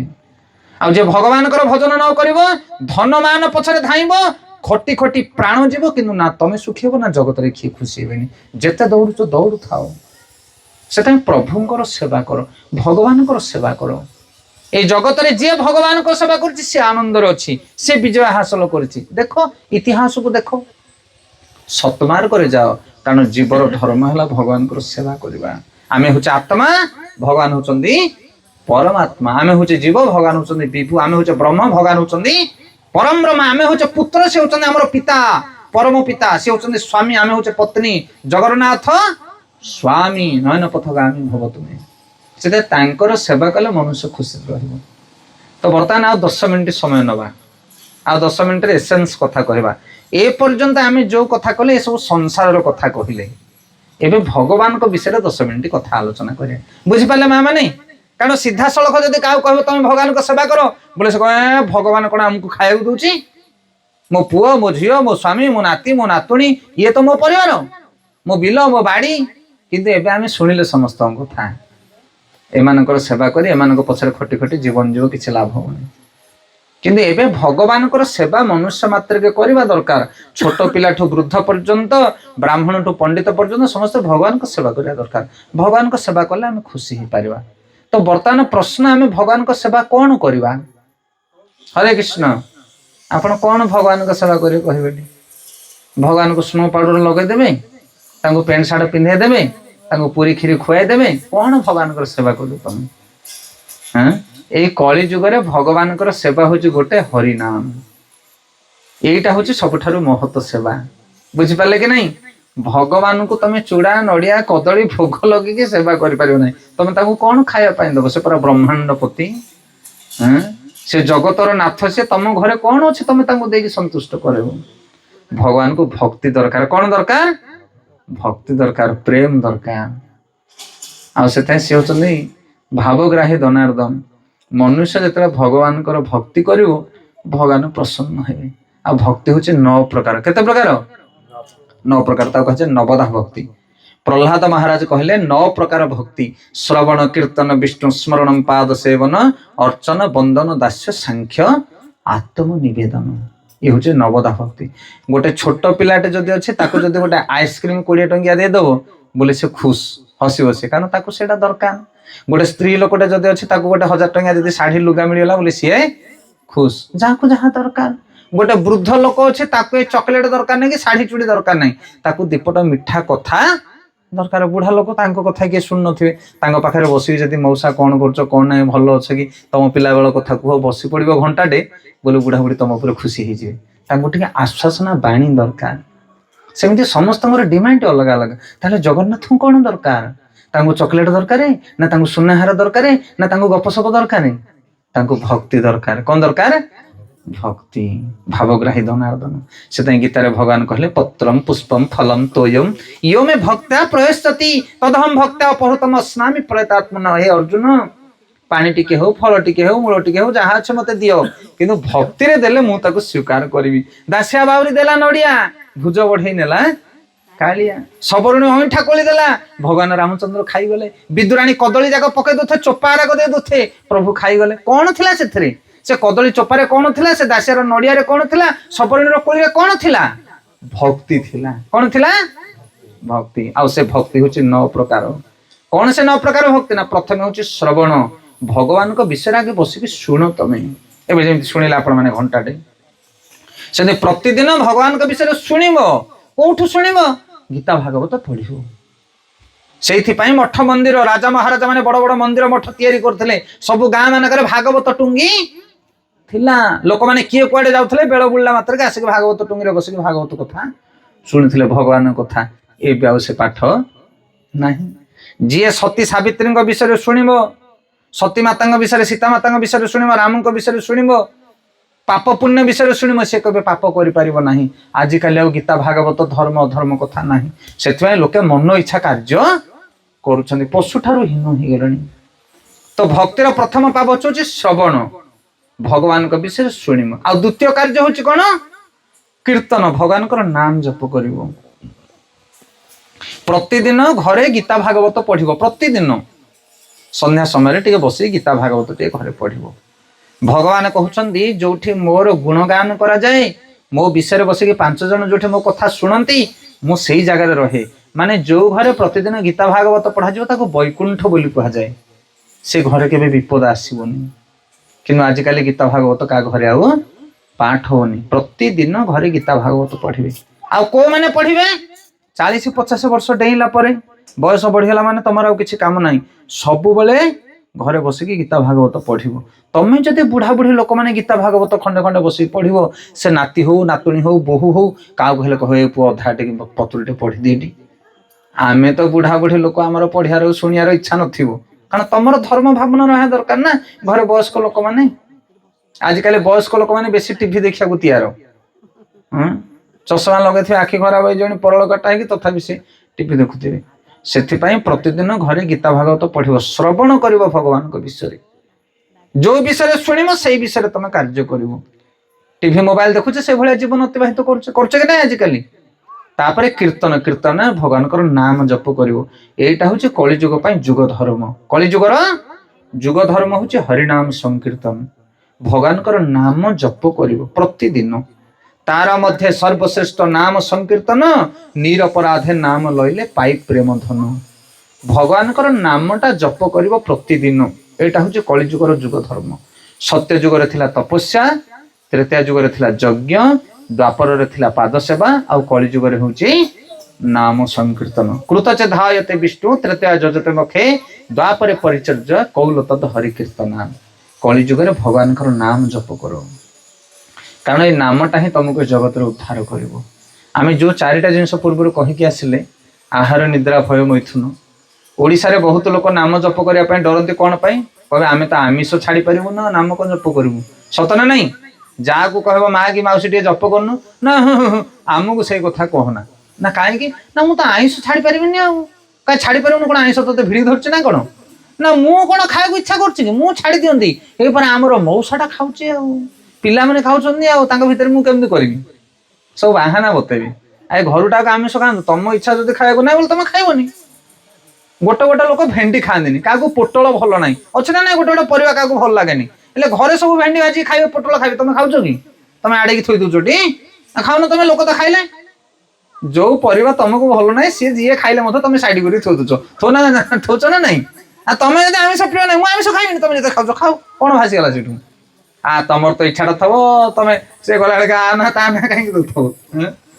ସେଥିପାଇଁ କଳି ଯୁଗରେ ଲୋକେ ନାମ ଜପ କରିବା ପାଇଁ, ଭକ୍ତି କରିବା ପାଇଁ ଡରନ୍ତିନି, କିନ୍ତୁ ଆମିଷ ଛାଡି ପାରିବୁନି। କିନ୍ତୁ ଆମେ ଗ୍ୟାରେଣ୍ଟି ଦଉଛୁ ଆପଣଙ୍କୁ, ଆପଣ ମାନେ ପ୍ରତିଦିନ ଜପ କରନ୍ତୁ, ଦେଖିବେ ଆପଣଙ୍କ ଠାରୁ ଆମିଷ ସବୁ ଚାଲିଯିବ। ଆମିଷ ଖାଇବାକୁ ଇଚ୍ଛା ହବନି। 10 ବର୍ଷ 15 ବର୍ଷ ତଳେ ଆମେ ମାନେ ବି ଆମିଷ ଖାଉଥିଲୁ।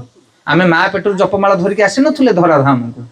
ଏଇଠିକି ଆସିଲା ପରେ ପ୍ରବଚନ ଶୁଣିଲୁ, ଭଲ ମନ୍ଦ ବିଷୟରେ ଜାଣିଲୁ, तापर भगवान नाम जप कलु धीरे धीरे आमिष खावा इच्छा है एवं आमिष बास्ना है बांति आमको स्वाभाविक भाव में आज जो मैंने भगवान नाम जप कर भक्ति कर पिला बेलू सब पाली दौले कि ना देख हरि नाम कले एमती आनंद मिल जे आमिष तुम चाहिए खाई पार ना तुम इच्छा ही हेनी खावाई आमिषटा कौन भल जिनस कि भल ना कि आम भल जिन पाने बोली खाऊे क्या पेट पड़ुची जलुची खाइबी खाइबी हूँ कालीर परदिन बासी गुलुगुला देले सी खाद भोक परा हूँ पेट जलुची आउ गरम गरम पूरी तरकारी नहीं दब बोले सी आ बासी गुलुगुला खाइब कि से फिंगी दब ता बाटे सेमिति आमे ये जगत रे स्वाद जिनस किसी पाइने बोली ये माछ मांस खाऊे जदि प्रतिदिन तुम भगवान को भोग लगे महाप्रसाद खाइब से हूँ अमृत अमृत जी खाइब विश्व कहीं पचार सी आपड़ देखो जो मैंने बाबाजी लोक मैंने अच्छा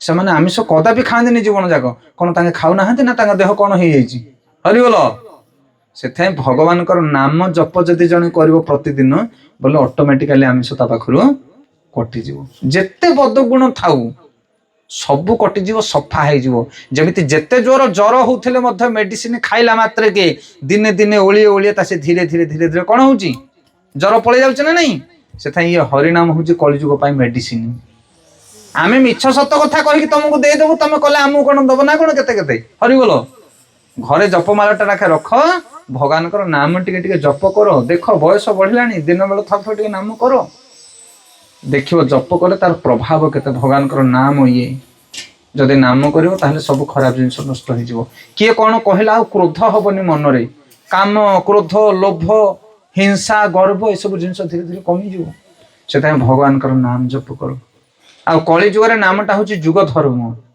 देख भल कम करने गले लोके 12 कथा भासुकुटी मारे ओडिशा पड़िशा बहु कथा तुमको कहे कहन ना नहीं जपमाला धरिक बुले मैंने नहवा कथा कह जप कर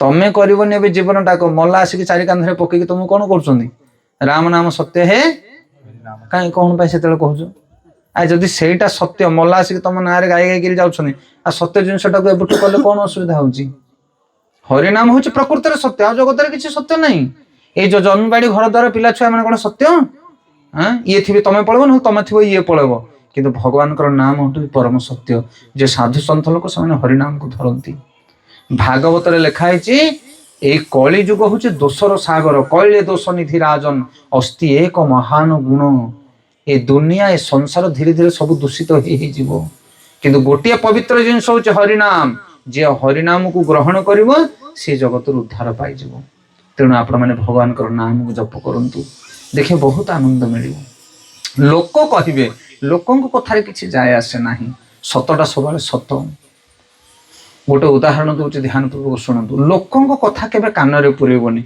शास्त्र साधु मैंने कौन कहते आम हित कौन से जाणिकी से जिनसा कर तुम मंगल हम आजिकल मार्केट एमती है से छोट छोट पिला माने से कहला कुकर्म कर मद मांस खाई बुलूं कह कार जीव लुटुनि किंतु जदि से युवक पिलाटी किए जब जपमाला धरिक जप कर घरे बंधु बांधव समस्त रखे बसदेनि हे पिला लोकटा कौन जप कर लुचि लुचि बीड़ी सिगारेट मद खाऊ से कथा तो किए बंद कर पारन सत मार्ग जी लोक बहुत बाधा विपद आसे गोटे बढ़िया कथा कहूँ ध्यान तो शुणु बाप पुओ दिज जाते गोटे मार्केट को गोटे हाट को जाते हाटू गोटे गध किणिकी आनले कौन किणिकी आनले गध हेले बाप पुओ जो गधटा को धरिकी आसला आसिक बाटर गोटे छकरे 4-5 जन लोक बसते बापा धरी गधटा को पुओ पछर बड़े बड़े धरिकी आस 4-5 जन बसते कहले अरे देखरे देखरे देखरे ये बोपा पुओ 2 जन जाक गध नौ ना दीटा आक गध आक मुंडे किसी बुद्धि ना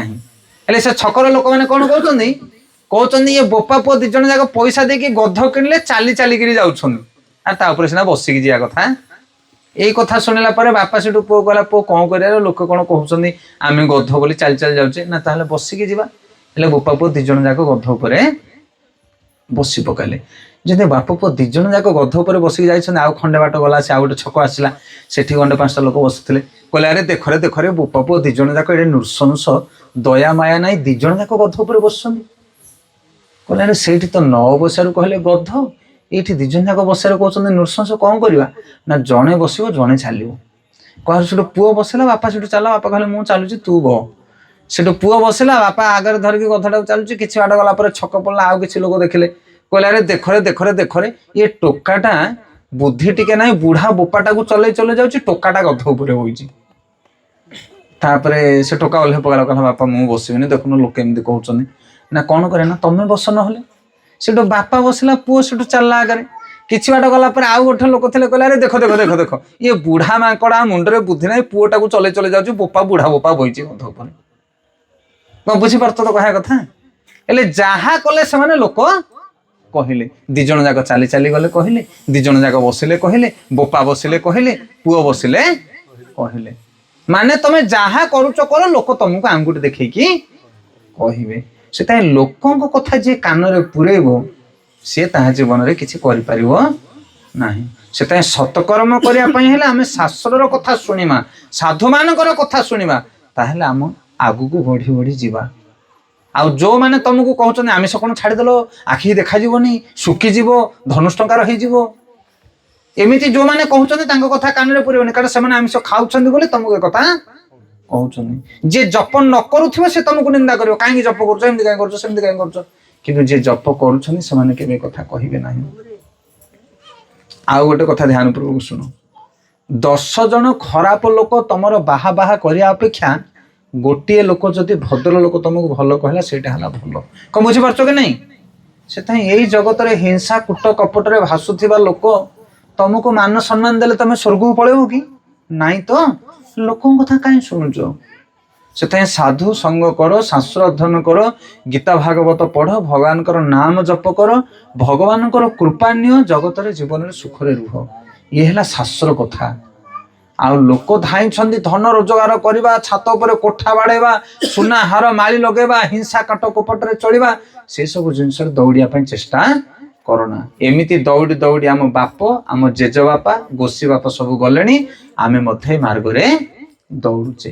ସେଥିପାଇଁ ଏବେ ଯୋଉ ସମୟ ରହିଛି ଆମ ପାଖରେ, ଦୟାକରି ଆପଣମାନେ ଏତିକ ସମୟ ଟିକେ ଭଗବାନଙ୍କର ନାମ ଜପ କରନ୍ତୁ, ଗୀତା ଭାଗବତ ପଢନ୍ତୁ, ତାହେଲେ ଭଗବାନଙ୍କର ଆଶୀର୍ବାଦ ଆପଣଙ୍କ ଉପରେ ପଡିବ। ହରେ କୃଷ୍ଣ। এই বিষয় আলোচনা করা, এই বিষয় পর্যালোচনা করা, আজ জগতের সবু জায়গায় সব কেন্দ্র খোলা হয়েছি। সাধু সন্থ মানে কেতে কুয়াড়ে বুলি বুলি সব প্রবচন কথা কীর্তন করছেন। আপন মানে কহবে আমি ওড়িশা লোক, বিদেশে আমেরিকা, ফরেন কন্ট্রি, যে পাকিস্তান, ইউরোপ, অলগা জায়গা মনকরে যে গো মাংস খাউলে, সকাল পাইলে মদ মাংসরে বুড়িকি রহুলে, সেমানে আজ হরিনাম করুছেন, গীতা ভাগবত পড়ুছেন, সেମାନଙ୍କ জীবনের উদ্ধার হেলানি। কিন্তু ଆମେ ମାନେ ଓଡ଼ିଶାବାସୀ ଲୋକମାନେ ଏଇ ଜିନିଷକୁ ପସନ୍ଦ କରୁନି। କିନ୍ତୁ ଏବେ ଏବେ ବହୁତ ଲୋକ ଗ୍ରହଣ କଲେଣି ଧୀରେ ଧୀରେ। ଗୋମାଂସ ଯୋଉମାନେ ଖାଉଥିଲେ, ଖ୍ରୀଷ୍ଟିଆନ ମୁସଲମାନ ଲୋକ, ହିନ୍ଦୁ ଧର୍ମ ବିଷୟରେ କିଛି ଜାଣୁନଥିଲେ, এই ଗୀତା ଭାଗବତକୁ ପ୍ରଭୁପାଦ ଇଂଲିଶରେ ଟ୍ରାନ୍ସଲେସନ କରିକି ସାରା ପୃଥିବୀରେ ପ୍ରଚାର କଲେ। ଇଂରାଜୀ ଭାଷାରେ ସେମାନେ ପଢିକି ଦେଖ ହରିନାମକୁ ଗ୍ରହଣ କଲେ, ମାଛ ମାଂସ ଛାଡିକି ଶୁଦ୍ଧ ହେଇଗଲେ। କିନ୍ତୁ ଆମ ପାଖରେ ଗୀତା ଭାଗବତ କୋଉ ଆବାହନ କାଳରୁ ଅଛି, କିନ୍ତୁ ଆମେ ତାକୁ ଗ୍ରହଣ କରୁନି। କେତେ ଜୀବନରେ ଦୁଃଖ, କେତେ କଷ୍ଟ, କେତେ ଜଞ୍ଜାଳ, ଛଟପଟ ହଉଛନ୍ତି ମଣିଷ ମାନେ। କିନ୍ତୁ ଯଦି ଭଗବାନଙ୍କର ସେବା କରନ୍ତେ, ସେମାନେ ପରମ ଆନନ୍ଦରେ ରହନ୍ତେ। ଗୌର ପ୍ରେମାନନ୍ଦେ।